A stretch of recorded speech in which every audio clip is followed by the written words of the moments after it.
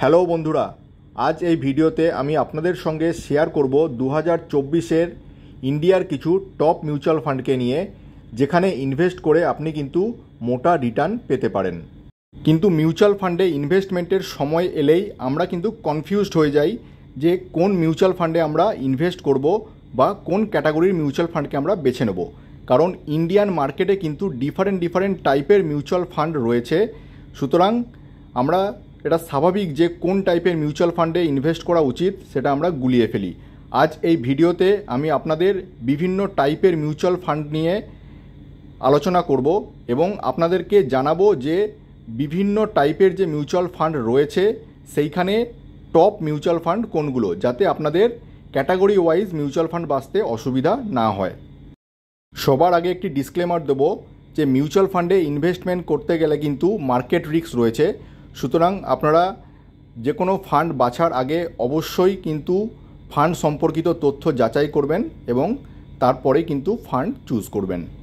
যে কোনো mutual fund বাছার আগে কয়েকটি প্যারামিটার কিন্তু আপনাদের কনসিডার করতে হবে। প্রথমটি হলো মিন রোলিং রিটার্ন, তার মানে অন এন অ্যাভারেজ ফান্ডটি কীরকম রিটার্ন দিয়েছে। Second, consistency in the last 3 years, মানে লাস্ট 3 বছরে সেই ফান্ডটি কনসিস্টেন্সি বেসিসে রিটার্ন দিয়েছে কিনা। 3 নাম্বার হলো ডাউনসাইড রিস্ক প্রোটেকশান, তার মানে মার্কেটে যদি কখনো কারেকশান আসে সেই ফান্ডটি সেই ডাউনসাইড প্রোটেকশান দিতে সক্ষম কিনা। এবং ফোর্থ হলো তার অ্যাসেট সাইজ, তার মানে ফান্ডটির যে টোটাল সাইজ বা টোটাল যে AUM সেটা কি বোঝাচ্ছে অ্যাসেট সাইজ। যত পুরনো ফান্ড হবে তার কিন্তু অ্যাসেট সাইজ বেশি, তার মানে সেই ফান্ডের কিন্তু এক্সপিরিয়েন্স বেশি আপনার পয়সাটাকে হ্যান্ডেল করার জন্য। 4টি ক্রাইটেরিয়ার কথা মাথায় রেখে আমি আপনাদের কিছু মিউচুয়াল ফান্ডের নাম আজ সাজেস্ট করব, যেগুলো বিভিন্ন ক্যাটাগরিতে টপ লিস্টে রয়েছে। এমন কিছু ফান্ড আমি আপনাদের জানাবো। ভিডিওটি শেষ পর্যন্ত সঙ্গে থাকুন এবং চ্যানেলে যদি প্রথম এসে থাকেন তাহলে চ্যানেলটিকে অবশ্যই সাবস্ক্রাইব করুন এবং আমাদের লাইক করুন। প্রথমেই কথা বলবো বেস্ট ইন্ডেক্স ফান্ডগুলি নিয়ে। ফোর্বস ইন্ডিয়ার রিপোর্ট অনুযায়ী ইন্ডিয়ার 2024-এর 5টি টপ ইন্ডেক্স ফান্ডের মধ্যে প্রথমটি হলো UTI নিফটি 50 ইন্ডেক্স ফান্ড, যার সাইজ হচ্ছে 15,650 কোটি টাকার মতো এবং এর এক্সপেন্স রেশিও হচ্ছে 0.21। সেকেন্ড পজিশনে রয়েছে HDFC index fund Nifty 50 plan, যার টোটাল অ্যাসেট সাইজ 12,614 কোটি টাকার মতো এবং এরও এক্সপেন্স রেশিও 0.2 এর কাছাকাছি। থার্ড পজিশনে রয়েছে ICICI Prudential Nifty 50 index fund, যার অ্যাসেট সাইজ প্রায় 6,950 কোটি টাকার মতো এবং এর এক্সপেন্স রেশিও 0.17। ফোর্থ যে ফান্ডটি হলো সেটি SBI নিফটি ইন্ডেক্স ফান্ড, এর যে সাইজ আছে ফান্ডের সেটা হচ্ছে 6,494 কোটি টাকার মতো এবং এর যে এক্সপেন্স রেশিও রয়েছে 0.18। এবং ফিফথ যে ফান্ডটি রয়েছে সেটি হচ্ছে HDFC index fund S&P BSE Sensex plan. তো এর যে ফান্ড সাইজ রয়েছে 6,475 কোটি টাকার মতো এবং এর এক্সপেন্স রেশিও রয়েছে 0.3। সুতরাং আপনারা যারা ইন্ডেক্স ফান্ডে ইনভেস্ট করতে চান তারা এই সমস্ত ফান্ডগুলিকে বিবেচনা করতে পারেন। তবে অবশ্যই যে কোনো মিউচুয়াল ফান্ডে ইনভেস্ট করার আগে আপনারা সেই ফান্ডের সমস্ত ডিটেলস আপনারা চেক করে নেবেন, তারপরে সেখানে ইনভেস্ট করবেন। টপ পারফর্মিং মিড ক্যাপস যে মিউচুয়াল ফান্ডগুলি রয়েছে চলুন এবার সেগুলো দেখে নেব। তো মিড ক্যাপ ফান্ডগুলির মধ্যে প্রথমেই রয়েছে কোয়ান্ট মিড ক্যাপ ফান্ড, যার 3 বছরের রিটার্ন দিয়েছে প্রায় 37%-এর কাছাকাছি। এর এক্সপেন্স রেশিও রয়েছে 0.71 এবং এর যে ফান্ড সাইজ আছে প্রায় 5,422 কোটি টাকার মতো এবং ইকোনমিক টাইমসের রেটিং অনুযায়ী এই ফান্ড কিন্তু 5 স্টার রেটিং পেয়েছে। সেকেন্ড ফান্ডটি হলো Motilal Oswal mid cap fund, এর 3 বছরের রিটার্ন প্রায় 35%-এর কাছাকাছি। এই ফান্ডের এক্সপেন্স রেশিও রয়েছে 0.63%।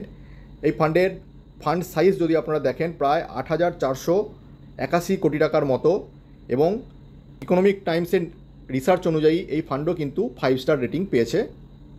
থার্ড মিড ক্যাপ যে ফান্ডটি আছে সেটি হচ্ছে HDFC mid cap opportunities fund, এর 3 বছরের রিটার্ন আছে প্রায় 29%-এর কাছাকাছি। এর এক্সপেন্স রেশিও আছে 0.76% এবং এর ফান্ড সাইজ যদি দেখেন প্রায় 60,186 কোটি টাকার মতো রয়েছে। যেহেতু এটা একটি খুব পুরনো ফান্ড, সেই জন্য ফান্ড সাইজ কিন্তু খুবই বেশি, এবং এই ফান্ডটি ইকোনমিক টাইমসের রেটিং অনুযায়ী 4 আউট অফ 5 স্টার পেয়েছে। নেক্সট ফান্ডটি হলো নিপন ইন্ডিয়া গ্রোথ ফান্ড। এটাও 3 বছরে প্রায় 28%-এর কাছাকাছি রিটার্ন দিয়েছে। এর এক্সপেন্স রেশিও 0.82%, এবং এর ফান্ড সাইজ যদি দেখেন প্রায় 24,481 কোটি টাকার মতো ফান্ড সাইজ রয়েছে, এবং ইকোনমিক টাইমসের রেটিং অনুযায়ী এটাও কিন্তু 4 আউট অফ 5 স্টার পেয়েছে। নেক্সট ফান্ডটি হলো এডেলওয়াইস মিড ক্যাপ ডাইরেক্ট প্ল্যান। এটি 3 বছরে প্রায় 26%-এর মতো রিটার্ন দিয়েছে। এর এক্সপেন্স রেশিও বাকিগুলোর তুলনায় কিন্তু একটু কম, 0.44%, এবং এর ফান্ড সাইজ যদি দেখেন প্রায় 5,066 কোটি টাকার মতো এর ফান্ড সাইজ রয়েছে, এবং এরও রেটিং কিন্তু 4 আউট অফ 5। এবং লাস্ট যে ফান্ডটির কথা বলবো সেটা হচ্ছে SBI Magnum mid cap fund. এর 3 বছরের রিটার্ন 24%-এর কাছাকাছি। এর এক্সপেন্স রেশিও 0.84%, এবং এর ফান্ড সাইজ রয়েছে প্রায় 16,458 কোটি টাকার মতো। এই ফান্ডটিও কিন্তু 4 আউট অফ 5 স্টার পেয়েছে। সুতরাং মিড ক্যাপ ক্যাটাগরিতে এই সমস্ত ফান্ডগুলিকে আপনারা বিবেচনা করতে পারেন। এবার দেখে নেব যে স্মল ক্যাপ ক্যাটাগরিতে যে সমস্ত ফান্ডগুলি টপ 5-এর মধ্যে রয়েছে সেগুলি। প্রথমেই আছে কোয়ান্ট স্মল ক্যাপ ফান্ড। এর ফান্ড সাইজ হচ্ছে প্রায় 17,193 কোটি টাকার মতো। 3 বছরে এই ফান্ড রিটার্ন দিয়েছে প্রায় 38%-এর কাছাকাছি, এবং ইটি মানি এই যে র্যাঙ্কিং করেছে এর র্যাঙ্ক কিন্তু রয়েছে 2। সেকেন্ড যে ফান্ডটি আছে, সেকেন্ড ফান্ডটি হলো Nipon India small cap fund. এর ফান্ড সাইজ প্রায় 46,000 কোটি টাকার কাছাকাছি। 3 বছরে এই ফান্ডটি রিটার্ন দিয়েছে 32%-এর ওপরে, এবং এর যে র্যাঙ্ক আছে ইটি মানি র্যাঙ্ক 6 আউট অফ 19। নেক্সট ফান্ডটি হলো Franklin India smaller companies fund.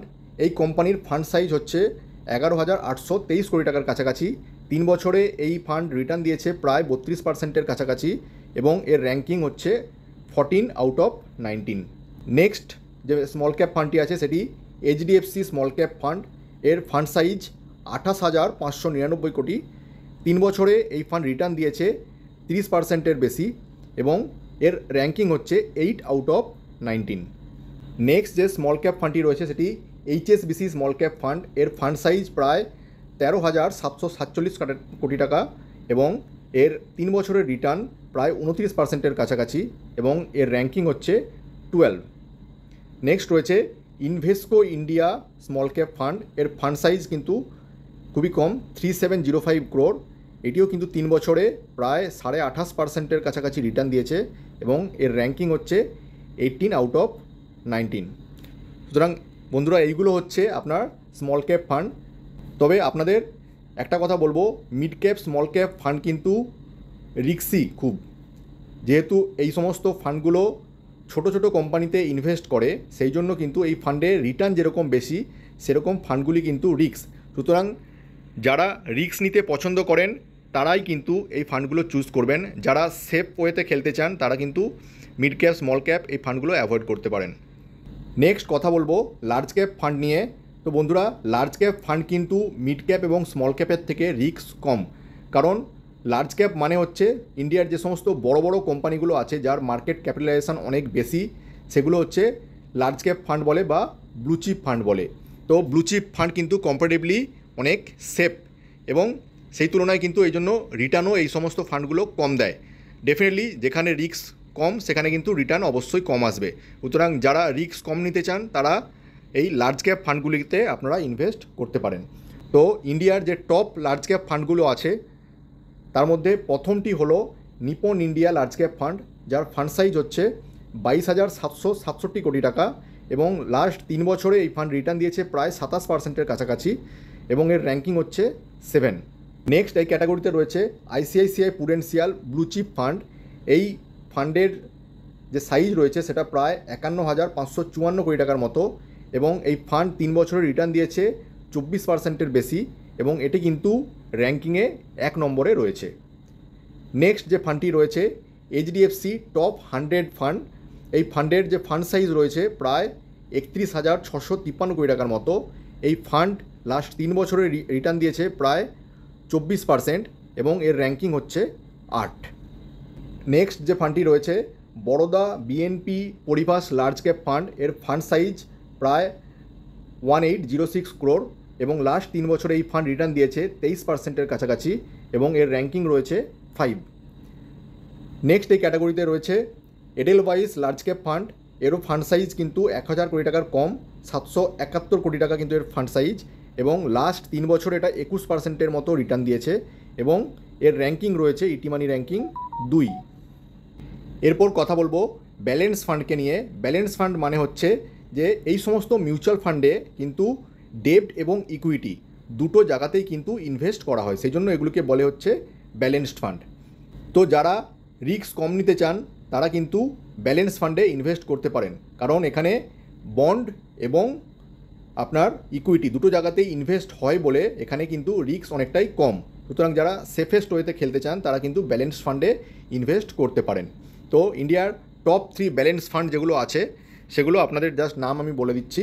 প্রথমটি হলো এডেলওয়াইস ব্যালেন্স অ্যাডভান্টেজ ফান্ড, সেকেন্ড হলো ICICI Prudential balanced advantage fund এবং থার্ড হলো আদিত্য বিড়লা সান লাইফ ব্যালেন্স অ্যাডভান্টেজ ফান্ড। তো এই তিনটি হচ্ছে এই ক্যাটাগরিতে টপ 3টি ফান্ড। তো যারা সেফ ওয়েতে ইনভেস্ট করতে চান, যারা রিস্ক কম নিতে চান তারা ব্যালেন্স ফান্ড বিবেচনা করতে পারেন।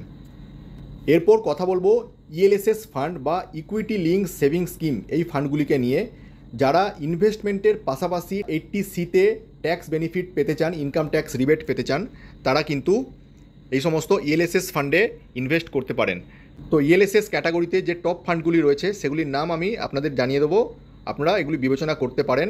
প্রথমটি হলো Canara Robeco ELSS tax saver fund, second Mirae asset ELSS tax saver fund, third Invesco India ELSS tax saver fund, fourth DSP ELSS tax saver fund, fifth Quant ELSS tax saver fund এবং sixth হলো Bank of India ELSS tax saver fund. তো বন্ধুরা, আজকের ভিডিওতে আমি এই সমস্ত 6টা ক্যাটাগরির বেস্ট ফান্ড নিয়ে আপনাদের সঙ্গে আলোচনা করলাম। পরের ভিডিওতে আরও 4 থেকে 5টি ক্যাটাগরির ফান্ড নিয়ে আমি আপনাদের সঙ্গে আলোচনা করব। এই সঙ্গে ইন্ডিয়ান মার্কেটের পাশাপাশি যারা ইউএস মার্কেটে ইনভেস্ট করতে চান এবং গ্লোবাল বড় বড় যে সমস্ত কোম্পানি রয়েছে যেমন গুগল, ফেসবুক, অ্যামাজন, টেসলা, এই সমস্ত কোম্পানিতে ইনভেস্ট করতে চান তাদের জন্য এক্সক্লুসিভলি কিছু ইউএস ফান্ড আমি সাজেস্ট করব। সুতরাং সেই ভিডিওটি দেখতে আপনারা অবশ্যই চ্যানেলটিকে লাইক করুন, সাবস্ক্রাইব করুন এবং বেল আইকনটি প্রেস করে রাখুন যাতে ভিডিও দেওয়ার সঙ্গে সঙ্গে আপনারা নোটিফিকেশানটি পেতে পারেন। তো থ্যাংক ইউ বন্ধুরা, এখনকার মতো এই পর্যন্ত, দেখা হচ্ছে পরের ভিডিওতে।